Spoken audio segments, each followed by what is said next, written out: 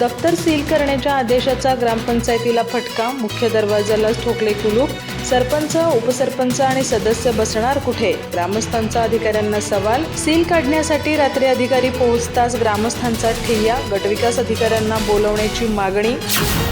हसगोळी खुर्द ग्रामपंचायतीच्या ग्रामसेवकांच्या कारभाराची चौकशी करून दप्तर तपासणी करण्याची मागणी ग्रामस्थ आणि ग्रामपंचायत सदस्यांनी केल्यानंतर पंचायत विस्तार अधिकाऱ्यांनी ग्रामपंचायत कार्यालयाला सील ठोकल्याने नवा पेच निर्माण झाला आहे. दप्तर तपासणीचे आदेश असताना संपूर्ण ग्रामपंचायत कार्यालयच बंद केल्याने सरपंच, उपसरपंच आणि सदस्यांसमोर कामकाज करायचे कुठे असा प्रश्न निर्माण झाला आहे.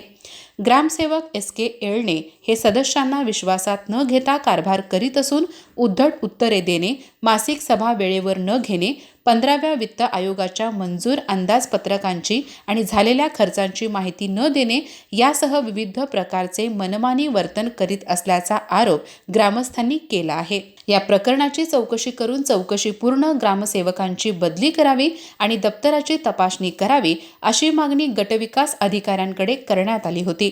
या पार्श्वभूमीवर पंचायत विस्तार अधिकारी B.T. कुंभार आणि P.V. चव्हाण यांनी काल दुपारी ग्रामपंचायत कार्यालय बंद करून सील केले. मात्र रात्री 9च्या सुमारास सील काढण्यासाठी अधिकारी पुन्हा गावात दाखल झाले. ही माहिती मिळताच ग्रामस्थांनी ग्रामपंचायत कार्यालयाकडे धाव घेतली. रात्रीच्या वेळी सील काढण्याचे कारण काय असा सवाल करीत ग्रामस्थांनी अधिकाऱ्यांना जाब विचारला. यावेळी वातावरण तणावपूर्ण झाले. जिल्हा परिषद सदस्य गिरीश देसाई आणि सहाय्यक पोलीस निरीक्षक बाबासाहेब सरवदे हसगोळी येथे दाखल झाले. त्यांनी ग्रामस्थांशी संवाद साधून परिस्थिती शांत करण्याचा प्रयत्न केला. मात्र ग्रामस्थांनी गटविकास अधिकारी किंवा मुख्य कार्यकारी अधिकाऱ्यांना बोलावून या कारवाईचा खुलासा करण्याची मागणी केली. त्यानंतर ग्रामपंचायत कार्यालयासमोर ठिय्या आंदोलन करण्यात आले.